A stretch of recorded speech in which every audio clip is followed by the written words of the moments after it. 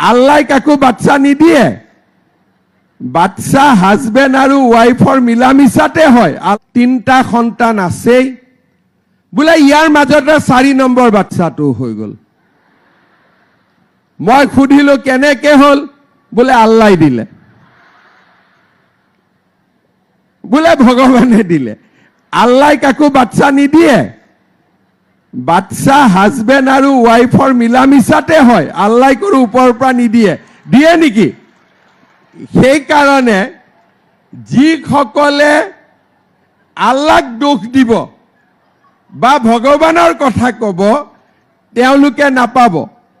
তিনটালৈকে ঠিক আছে নে দুটা কব লাগে মই তিনটা কৈ দিছো যে যি নহওক কিন্তু তিনটাৰ ওপৰত যদি আকৌ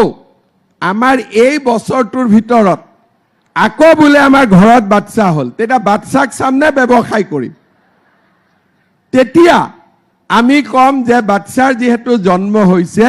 বাচ্চাটোক ভালকৈ চোৱা চিতা কৰক এতিয়া ব্যৱসায় কৰাৰ দৰকাৰ নাই হয় না নহয় বাচ্চাটো জন্ম দিলেতো ঘৰত ভাল কৰি চাব লাগিব নহয়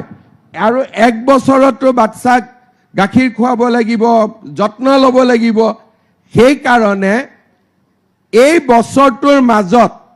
আৰু এটা বাচ্চা হ'ব নালাগে আৰু আল্লাহক দোষ দিব নালাগে ঠিক আছে